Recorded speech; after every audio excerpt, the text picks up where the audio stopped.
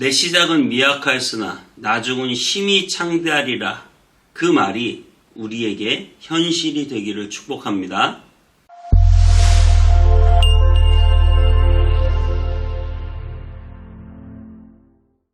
안녕하세요. 온땅의 성문교 서정희 목사입니다. 오늘도 하나님의 말씀과 함께 행복한 하루 되시기 바랍니다.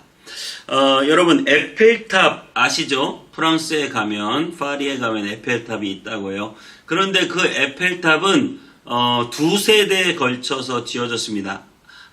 에펠의 아버지가 먼저 그 에펠탑을 지었고 또 에펠이 아들이 그것을 이어서 지었는데 사람들이 처음에는 그런 탑을 처음 본 거예요. 그래서 그 에펠탑이 지을 때만 해도 아주 이상한 탑으로 보였어요. 때로는 무서워 보이기까지 했다고 그래서 아무도 그 에펠탑에 올라가지 않아서 그 에펠이라는 사람은 에펠탑 위에 아예 살았다고 해요.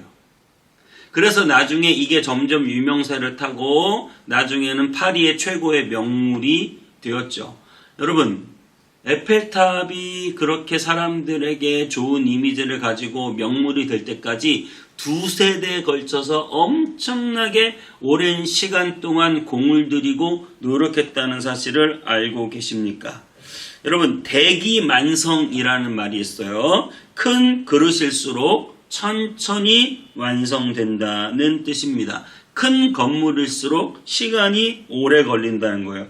독일의 제일 큰 퀼른 성당이 있는데요. 그건 600년이 걸려서 그 성당을 지었다고 합니다. 독버섯은요 6시간이면 자라난대요. 그런데 정말 그 기둥처럼 사용하는 참나무 같은 경우는 30년을 자라야 쓸만한 목재가 된다고 합니다. 여러분 어떠십니까? 우리 인생을 좀 길게 봐야 될 것 같아요.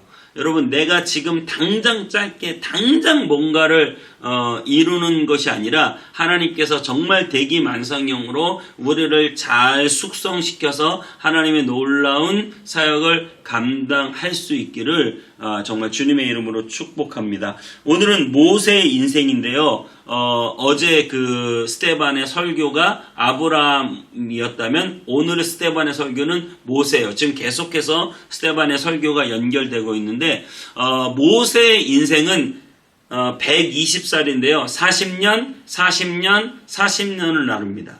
이것을 처음 나누는 사람이 누군지 아세요? 그 어떤 학자도 아니고 바로 스데반이 모세의 인생을 40년, 40년, 40년으로 나누었어요. 그러니까 스데반이 얼마나 성경에 정통한 사람인지 아시겠죠? 이 스데반이 최초로 모세의 인생을 40년 단위로 나누었어요. 그래서 오늘 본문 모세의 처음 40년, 모세가 궁전에서 40년이죠. 그 다음에 모세의 두 번째 40년, 광야에서 40년이고 모세의 마지막 40년, 이스라엘 백성들을 출애굽시키는 그 광야의 40년입니다. 자, 우리 오늘 본문 말씀 사도행전 7장 17절부터 36절까지 읽고 오겠습니다. 하나님이 아브라함에게 약속하신 때가 가까우매 이스라엘 백성이 애굽에서 번성하여 많아졌더니 요셉을 알지 못하는 새 임금이 애굽 왕위에 오르매 그가 우리 족속에게 교활한 방법을 써서 조상들을 괴롭게 하여 그 어린아이들을 내버려 살지 못하게 하려 할세. 그때 모세가 낳는데 하나님 보시기에 아름다운지라. 그의 아버지의 집에서 석 달 동안 길리더니 버려진 후에 바로의 딸이 그를 데려다가 자기 아들로 기르매 모세가 애굽 사람의 모든 지혜를 배워 그의 말과 하는 일들이 능하더라. 나이가 40이 되매 그 형제 이스라엘 자손을 돌볼 생각이 나더니 한 사람이 원통한 일 당함을 보고 보호하여 압제받는 자를 위하여 원수를 갚아 애굽 사람을 쳐 죽이니라. 그는 그의 형제들이 하나님께서 자기의 손을 통하여 구원해 주시는 것을 깨달으리라고 생각하였으나 그들이 깨닫지 못하였더라. 이튿날 이스라엘 사람끼리 싸울 때 모세가 와서 화해시키려 하여 이르되 너희는 형제인데 어찌 서로 해치느냐 하니 그 동물을 해치는 사람이 모세를 밀어뜨려 이르되 누가 너를 관리와 재판장으로 우리 위에 세웠느냐?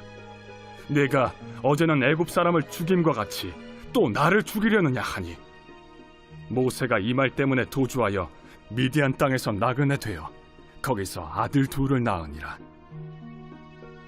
40년이 참에 천사가 시내산 광야 가시나무 떨기 불꽃 가운데서 그에게 보이거늘 모세가 그 광경을 보고 놀랍게 여겨 알아보려고 가까이 가니 주의 소리가 있어 나는 내 조상의 하나님 즉 아브라함과 이삭과 야곱의 하나님이라 하신대 모세가 무서워 감히 바라보지 못하더라.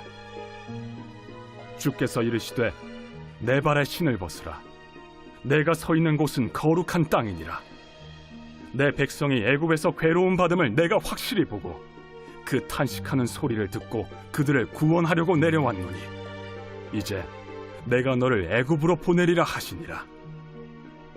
그들의 말이 누가 너를 관리와 재판장으로 세웠느냐 하며 거절하던 그 모세를 하나님은 가시나무 떨기 가운데서 보이던 천사의 손으로 관리와 속량하는 자로서 보내셨으니 이 사람이 백성을 인도하여 나오게 하고 애굽과 홍해와 광야에서 40년간 기사와 표적을 행하였느니라. 네, 우리 모세 인생을 잘 아실 거예요. 모세는 태어났는데 새 임금이 요셉을 알지 못하는 임금이 이스라엘 백성들을 핍박했고요. 남자아이는 다 죽이라고 했습니다. 그래서 모세도 죽을 뻔했는데 광주리에 태워서 나일강으로 띄워보냈는데 나중에 공주가 그 아이를 보고 예뻐서 자기가 키우겠다. 그래서 갑자기 이스라엘의 고난받는 백성에서 갑자기 애굽의 바로의 딸의 아들 왕자가 되죠. 그래서 갑자기 왕족이 된 이 모세는 40년 동안 왕궁에서 화려하게 모든 학문과 지식을 습득하며 살았습니다.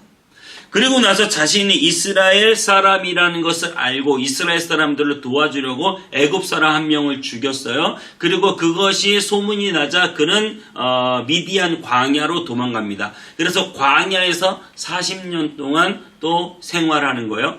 광야에서 40년 동안 생활을 할 때 하나님께서 80세가 되어서 그를 호렙산 떨기나무 불꽃 가운데 부르십니다. 오늘 7장 30절에 40년이 참에 이렇게 됐어요. 40년이 드디어 찼다. 때가 찼다. 천사가 시내산 광야 가시나무 떨기 불꽃 가운데서 그에게 보이거늘 천사가 그에게 나타나서 가시나무 떨기 가운데 부르시고 그리고 하나님께서 그를 이집트로 보내시는 거죠. 여러분 생각해 보세요. 40년 왕자일 때 혈기왕성하고 또 어떻게 보면 가장 강력한 권력을 가지고 있고 수많은 인맥들을 가지고 있을 때 모세를 사용하셔서 이스라엘 백성들을 출애굽시키면 훨씬 더 좋은 조건, 너무나 편한 조건일 것 같아요. 근데 이미 다 잃어버리고 그리고 광야에서 양치기로 살아가는데 뭐 권력도 없고 돈도 크게 없고 그냥 지팡이 하나 들고 양치고 있는데 하나님이 굳이 그것도 나이가 들 대로 든 80인 모세를 불러서 하나님의 사명을 감당하게 하신다고요. 여러분 이게 놀라운 섭리입니다. 하나님께서는 때가 찼다고 말하고 있어요. 때가 참에 하나님의 준비의 기간이 있었던 거죠. 저도 개인적으로 어떻게 보면 나이가 이제 훨씬 더 30대 때 개척을 했으면 더 좋았고 뭔가 더 혈기왕성할 때 했으면 좋은데 이제는 나이가 많이 들어 또 개척을 하면 이제는 목회할 날이 또 물론 아직 많이 있지만 좀 더 빨리 했었으면 좋았을 것 같다는 건데 하나님의 때가 있는 거예요. 때가 찼다. 여러분의 인생도 마찬가지예요. 내가 지금 빨리 뭔가를 이루고 빨리 뭔가 되고 빨리 뭘 했으면 좋겠지만 하나님의 때가 있어서 하나님이 그 때를 위하여 여러분을 준비시키고 계신 거죠. 시간이 필요한 거예요.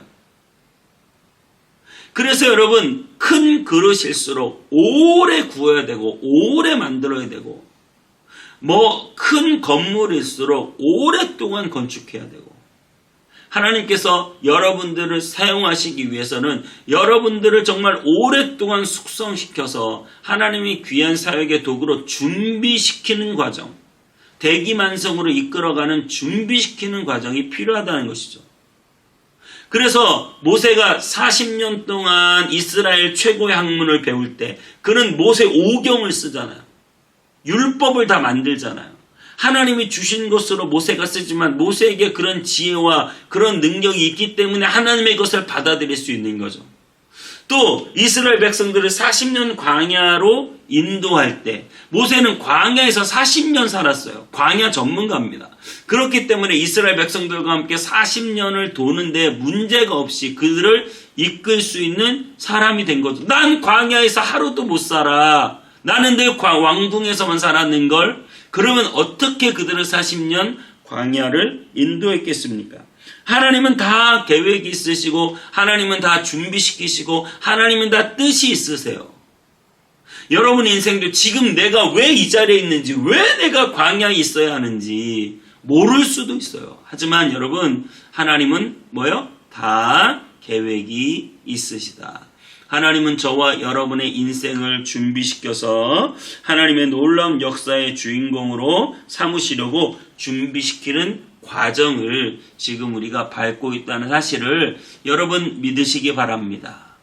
하나님의 때가 있습니다. 그때에 저와 여러분들을 준비시켜서 놀라운 하나님의 영광의 주인공, 하나님의 귀한 역사를 일으키고 많은 영혼들을 옳은 대로 인도하는 귀한 사역이 저와 여러분에게 반드시 나타날 줄 믿습니다. 나이가 들었다고, 돈이 없다고, 지금 당장 배경이 안 좋다고 낙심하지 마세요. 하나님은 다 준비시켜서 하나님의 지팡이를 쥐어주시고 하나님의 능력을 덧입혀서 하나님이 쓰십니다.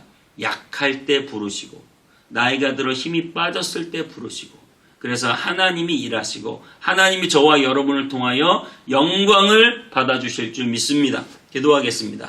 하나님, 모세를 80년이나 준비시켜서 사용하신 하나님, 정말 우리 인생이 여러 가지로 광야의 길을 걷고 때로는 아무것도 없는 상태가 되어도 하나님은 그때에 나를 들어 하나님의 영광의 도구가 되게 하실 줄 믿습니다. 우리를 잘 준비시키셔서 정말 때가 참에 하나님의 영광된 도구가 되게 하여 주시고 우리가 잘 하나님 믿음과 신앙의 경주를 잘 달려가서 하나님의 영광된 도구로 사용받도록 우리를 이끌어 주시옵소서. 모든 조건과 환경이 문제가 아니라 하나님이 우리와 함께 계시면 모든 것이 가능하다는 사실을 믿음으로 고백하며 하나님이 이 준비의 기간들을 보내고 있는 우리 귀한 성도들을 다 위로하시고 은혜 베풀어 주시고 준비시켜 주시고 마침내 들어 사용해 주시옵소서.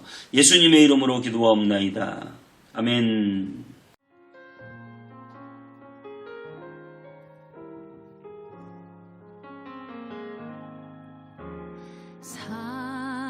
사랑하는 내 딸아, 너의 자금도 내게 귀하다. 너와 함께 걸어가는 모든 시간이 내게 힘이라. 사랑하는 아들아, 내 연약함도 내게 큼이라. 너로 인해 잃어버린 나의 양들이 돌아오리라.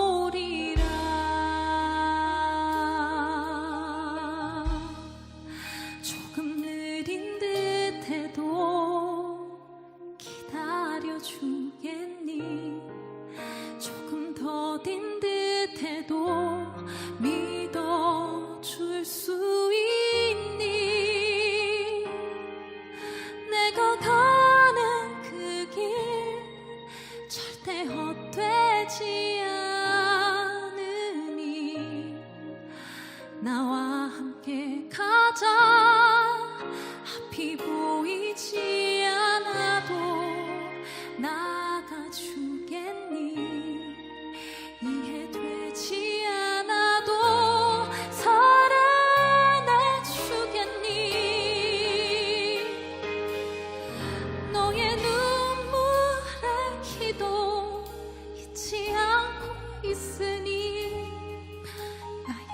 없이.